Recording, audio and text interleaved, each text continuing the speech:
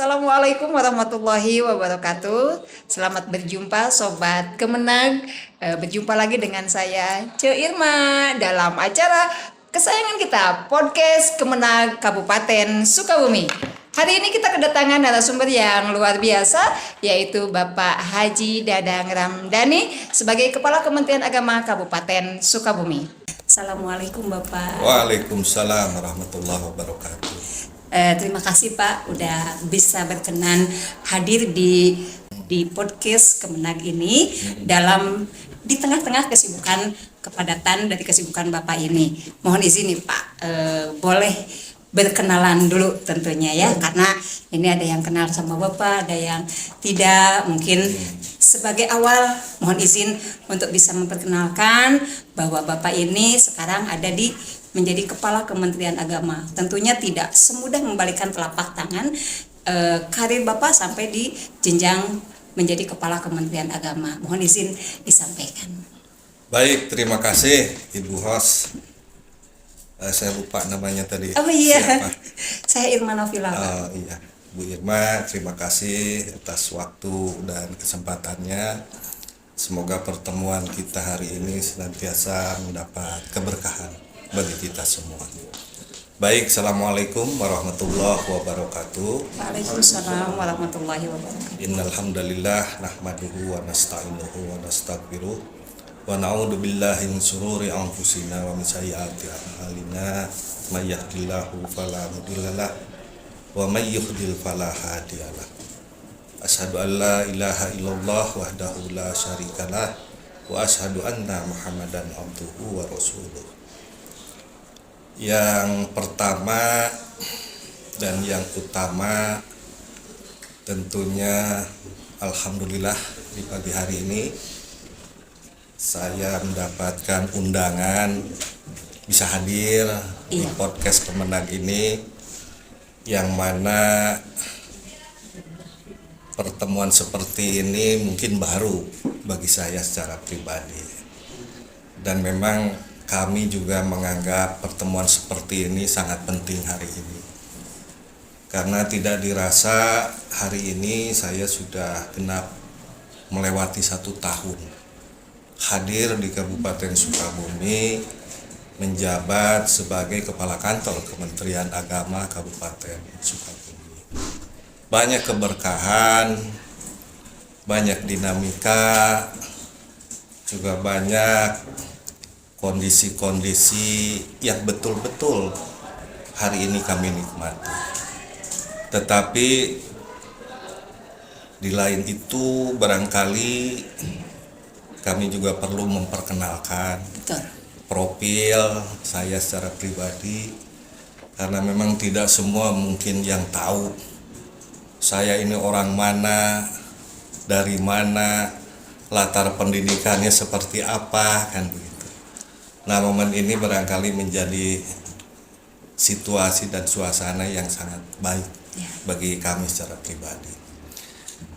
Ya, perlu saya sampaikan bahwa kami menjajaki karir di Kementerian Agama itu dulu di tahun 93. Jadi basic pendidikan saya adalah sarjana ilmu politik dan sarjana administrasi negara. Itu sudah menjadi ASN ya Pak ya? Itu sudah jadi ASN. Awal dari karir. S1 saya dari FISIP Unpad Bandung. Masya Allah. Ya. Kemudian saya meniti karir pendidikan di S2 saya itu di Universitas Pasundan. Itu jurusannya adalah kebijakan publik. Jadi alhamdulillah sampai hari ini ya saya bisa seperti ini gitu. Alhamdulillah ya Pak. Nah, basic pendidikan agama saya dididik oleh orang tua, dan beberapa waktu pun saya juga pernah mengenyam pendidikan di pesantren, tapi tidak terlalu lama. Santri juga ya Pak? Ya, santri juga. Santri juga. Jadi pernah nyantri di Cianjur lah. Jadi kebetulan keluarga kami ini adalah keluarga pesantren dari Jambudipa. Jadi kakek saya keluarganya masih hasil dari pesantren. Nah, lulus kuliah, saya senantiasa membantu orang tua, mengantar orang tua, kadang-kadang jadi supir. Kemana tuh Pak? Nah, kebetulan orang tua saya dulu pertama kali menjabat itu di Cianjur sebagai Kasubag TU di Kementerian Agama Kabupaten Cianjur. Itu kurang lebih sekitar 12 tahun. Kemudian orang tua pindah ke Kota Sukabumi, itu menjadi kepala kantor Kementerian Agama Kota Sukabumi. Waktu itu saya sedang mengikuti pendidikan kuliah, tapi ketika sempat saya selalu diajak oleh orang tua untuk mengantar, ya, tugas Sukabumi Cianjur, Sukabumi Cianjur, nyupir biasa. Tidak ada kerjaan lain dulu itu, ya kalau membantu orang tua ya beres-beres di rumah, ya membantu kebutuhan orang tua itu. Ya, saya mengikuti dan banyak pelajaran yang saya dapatkan ketika orang tua menjabat. Jadi banyak filsafat kehidupan yang memang senantiasa saya dapatkan. Jadi bahasa sepuh saya itu yang selalu dikedepankan, bergaullah dengan semua orang-orang yang baik. Jangan membedakan status sosial dan status apapun. Jadi ini yang memang senantiasa kami lakukan. Jangan memanfaatkan situasi untuk kepentingan diri. Prioritaskan untuk kepentingan orang banyak dulu. Nah, filsafat ini terus terngiang-ngiang sampai hari ini. Jadi bagaimana kita bersilaturahmi, bagaimana kita berkomunikasi, dengan siapa kita berkomunikasi, senantiasa mengedepankan silaturahmi lahir dan batin. Yang kedua, kedepankan nilai-nilai manfaat untuk orang banyak. Ini yang memang selalu menjadi filsafat hidup saya secara pribadi. Jadi ketika karir saya dulu masuk di Kementerian Agama di tahun 93, ya saya kebetulan karena basic di administrasi, saya masuk di sekretariat tata usaha di Kementerian Agama Kabupaten Bogor waktu itu. Berapa lama tuh Pak? Ya alhamdulillah 3 tahun. 3 tahun. 93 sampai 96 saya di pelaksana tata usaha di Kementerian Agama Kabupaten Bogor. Kantornya di Sempur. Kantornya di Sempur. Jadi saya sering antar bapak saya juga, karena bapak saya itu tugas di Kota Sukabumi, kemudian dipindah ke Kabupaten Pandeglang. Kabupaten Pandeglang pindah ke Kabupaten Bogor, dan saat di Kabupaten Bogor saya nyoba-nyoba ikut testing dan saya lulus di situ. Ya alhamdulillah saya bisa seperti hari ini semenjak 93 itu, ya perjalanan karir saya, ya alhamdulillah kita di Bogor 3 tahun, 96 saya dialihkan ke Kanwil Kementerian Agama Provinsi Jawa Barat, dan saya sempat juga di seksi kemasjidan di bidang urais waktu itu. Di bidang urais hanya 1 tahun, dan saya sebagai pelaksana di kemasjidan, saya sempat mendata jumlah masjid yang ada di Jawa Barat, baik masjid besar, masjid jami, musola, langgar, dan sebagainya. Nah, 97 saya ditarik di sekretariat tata usaha kantor wilayah Kementerian Agama Provinsi Jawa Barat. Dan karir saya dari 97 tahun 2000 itu diangkat menjadi analis kepegawaian. Jadi pertama kali ada jabatan fungsional tertentu, barangkali di kepegawaian itu dulu hanya beberapa orang, termasuk saya barangkali waktu itu menjabat sebagai analis kepegawaian. Dan tahun 2003, alhamdulillah saya diberikan amanah waktu itu sebagai Kasubag Kepegawaian. kantor wilayah Kementerian Agama Provinsi Jawa Barat. Kanwil ya Pak ya? Kanwil. Jadi di kepegawaian saya alhamdulillah 2003 sampai 2006 ya, hampir 3 tahun, dan saya banyak berhubungan dengan proses-proses administrasi kepegawaian di mana kita mengangkat pegawai ya, rekrutmen, penempatan, mutasi pegawai, kemudian juga pensiun pegawai. Jadi semua data karyawan itu di sana ada. Karir pegawai di Jawa Barat waktu itu kita memahami betul. Subhanallah. Jadi kondisi-kondisi kabupaten kota, karakteristik ya, karena di kepegawaian itu bicara mengurus hak dan kewajiban pegawai. Ya. Jadi otomatis jabatan-jabatan yang ada di kabupaten kota ini ya, alhamdulillah kita banyak kosakata vocabulary terkait dengan kondisi SDM di Jawa Barat ini. Nah, kemudian 2006 sampai 2007 saya dialihkan menjadi kasih ketenagaan di bidang madrasah. Ini mohon maaf nih, saya sampaikan ini supaya jadi bahan bagi kita semua ya, supaya tidak melihat ini latar belakangnya Kepala Kemenag Kabupaten Sukabumi ini seperti apa. Iya Pak. Nah, ini saya jelaskan kan. Betul. Nah, kenapa saya sampaikan karir ini? Karena karir ini juga menentukan posisi saat ini. Betul. Nah, di ketenagaan kemudian saya pindah ke Purwakarta. Saya sempat di Purwakarta menjadi kasih madrasah. Berapa lama Pak di sana? 3 tahun. 3 tahun juga ya? 3 tahun. Jadi saya alhamdulillah pulang ke kampung halaman bapak saya. Jadi tinggal di kampung halaman bapak saya, tugas di Purwakarta. Alhamdulillah, karena memang rumah di Cianjur ya bolak-balik. Jadi ke Cianjur 3 tahun. Kemudian setelah di Purwakarta saya mutasi ke Kabupaten Cianjur. Kabupaten Cianjur menjadi kasih pendidikan diniyah dan pondok pesantren. Ya, kasih pendidikan diniyah dan pondok pesantren itu 3 tahun. Ya, waktu itu di 2007 sampai 2010 di Purwakarta, 2010 saya di Cianjur. Nah, kasih pontren itu sampai 2013 di Cianjur.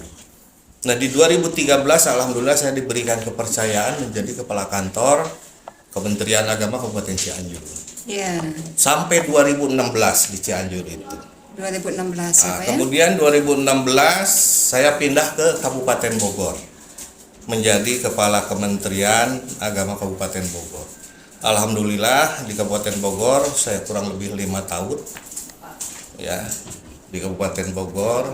Jadi banyak mempelajari bagaimana birokrasi Kementerian Agama di internalnya seperti apa, eksternalnya seperti apa.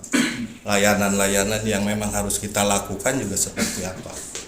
Alhamdulillah bisa melewati masa jabatan di Kabupaten Bogor. Kemudian pindah ke Kabupaten Karawang. Dari 2016 sampai 2020. Ya, kalau tidak salah itu. 2016 sampai 2021 di Bogor. 2021 saya di Karawang sampai 2023 November.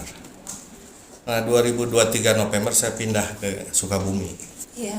Nah, alhamdulillah udah 1 tahun nih. Ini sekarang bulan November ya? Bulan Pak, ya? November. Jadi 1 tahun ini. Pas 1 tahun. Dan Masya saya Allah. juga bisa menyampaikan ini ya genap 1 tahun. Mabruk, alhamdulillah. Nah, mudah-mudahan pertemuan ini Ya, berikan aplaus dong ke Bapak kita. Terima kasih. jadi wasilah bagi saya untuk bisa terus mengabdi di Kabupaten Sukabumi. Nah, Pak, kaitannya dengan Bapak sebagai Kepala Kementerian Agama Kabupaten Sukabumi saat ini. Kita pengen tahu nih, Pak, kebijakan Kementerian Agama itu apa aja? Seperti kita ketahui, layanan-layanan di Kementerian Agama ini tidak bisa lepas dari struktur organisasi dan fungsi kantor Kementerian Agama. Jadi perlu saya sampaikan, di luar program-program unggulan Pak Menteri yang baru hari ini juga kami melaksanakan tugas pokok dan fungsi organisasi, di mana kami sebagai kepala kantor hari ini itu secara struktural ada Pak Kasubag TU, ada para kepala seksi, ada juga penyelenggara zakat wakaf. Nah, struktur organisasi ini pertama barangkali ada seksi Bimas Islam. Bimas Islam. Apa itu Pak Bimas Islam? Bimas Islam ini adalah pengurus kebutuhan layanan umat Islam. Di antaranya bagaimana kebutuhan kantor urusan agama. Jadi KUA ini ada di wilayah Bimas Islam. Di bawah Bimas Islam secara teknis. Nah, kemudian juga Bimas Islam ini melakukan pembinaan keagamaan di tengah-tengah masyarakat melalui kantor urusan agama. Nah, kemudian juga ada seksi pendidikan diniyah dan pondok pesantren, di mana seksi pendidikan diniyah ini secara struktural melakukan pembinaan bagaimana keberadaan pesantren, melakukan pembinaan terhadap madrasah diniyah takmiliyah awaliyah, wusto dan kuliah, kemudian juga melakukan pembinaan terhadap taman pendidikan Al-Quran, termasuk juga majelis taklim. Oh, majelis taklim juga ya? Majelis taklim. Nah, majelis taklim ini pembinaannya kadang-kadang di Bimas Islam, kadang-kadang juga secara administratif ini dikelola oleh seksi pendidikan diniyah dan pondok pesantren. Nah, kemudian di Kementerian Agama juga ada seksi pendidikan madrasah. Kalau seksi pendidikan diniyah ini mengelola pendidikan non formal yang dikelola dari dan oleh untuk masyarakat. Kemudian di pendidikan madrasah kita mengelola pendidikan formal. Oh, kalau non formal itu seperti pesantren itu tadi ya Pak ya? Pesantren, tapi pesantren sudah ada undang-undang. Ada undang-undangnya. Kalau kasih madrasah itu kalau di madrasah mengelola pendidikan formal. Mulai dari Raudatul Atfal, madrasah ibtidaiyah, madrasah sanawiyah, madrasah aliyah. Itu seksi ada di pendidikan madrasah ini melakukan pembinaan, penyelenggaraan pendidikan madrasah secara formal. Dia ngurus kalender pendidikannya, dia juga ngurus agenda pendidikannya, dia juga mengurus bagaimana kualitas lulusan madrasah itu supaya betul-betul dari hari ke hari semakin baik. Jadi melakukan pembinaan terhadap penyelenggaraan pendidikan madrasah. Kemudian juga ada seksi pendidikan agama Islam. Nah, seksi pendidikan agama Islam ini melakukan pembinaan terhadap para guru agama di sekolah umum. Mulai dari TK, SD, SMP, kemudian juga SMA, SMK. Guru agamanya dibina oleh seksi pendidikan agama Islam. Kantor Kementerian Agama Kabupaten. Nah, jadi kita juga memahami bagaimana keberadaan guru-guru agama di sekolah umum. Betul. Di SD ada berapa guru agama? Di SMP juga ada berapa guru agama? Kemudian juga di aliyah juga ada, di SMA juga ada berapa guru agama.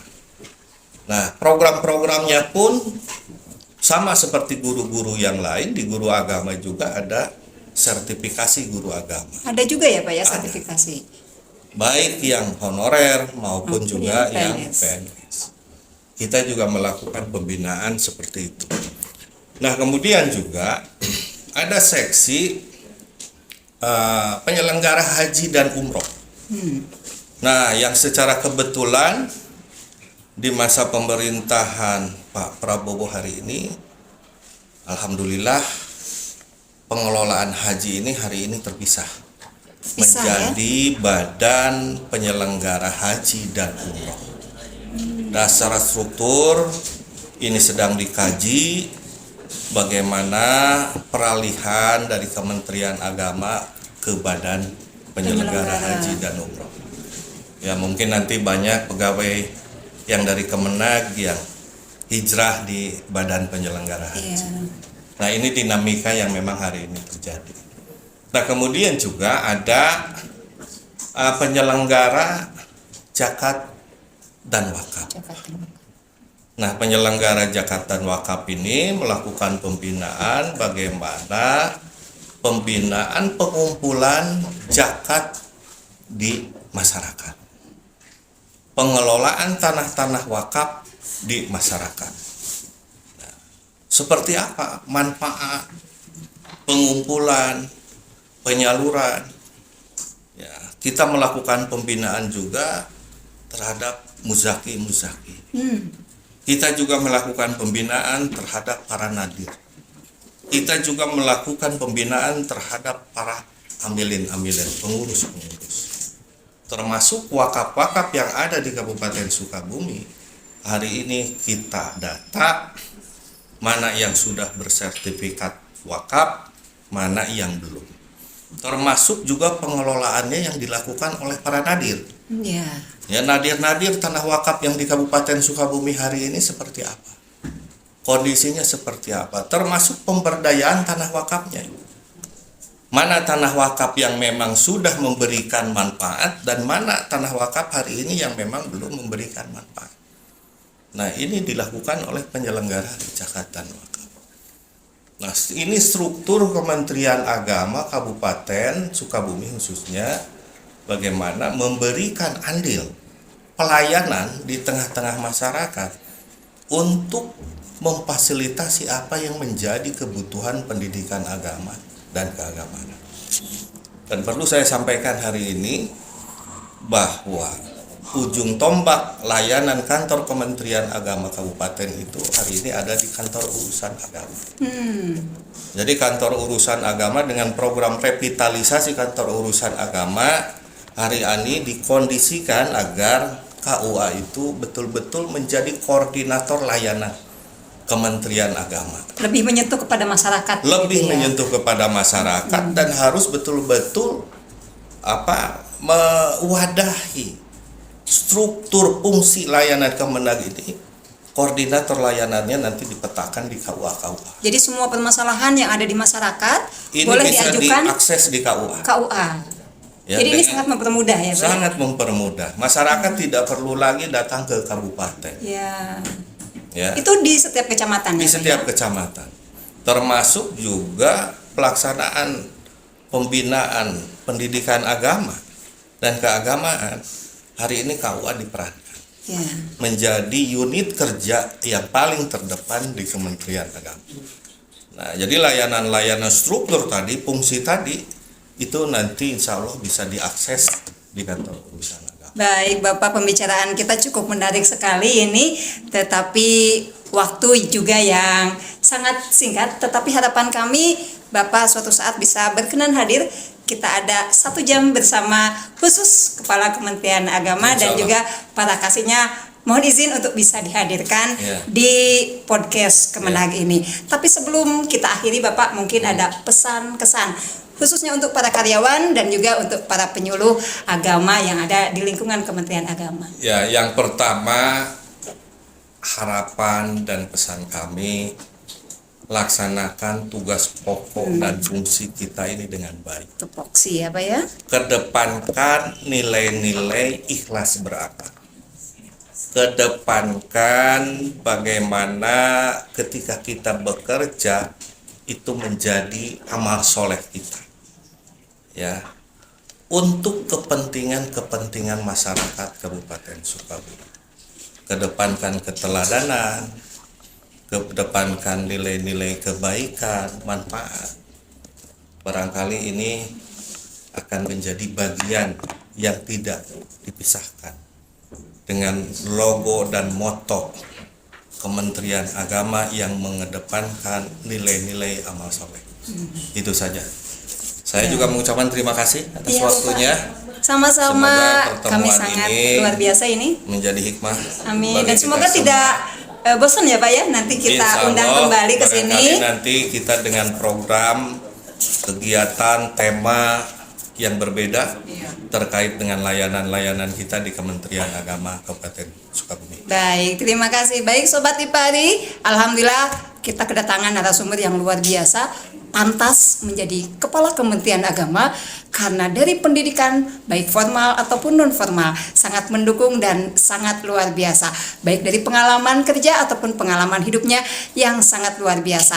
Ada 3 hal yang harus kita perhatikan dari sini. Yang pertama yang tadi Bapak sampaikan adalah berbakti kepada orang tua, tetap jaga silaturahmi, memberikan manfaat untuk umat. Demikian, terima kasih Bapak. Assalamualaikum warahmatullahi wabarakatuh.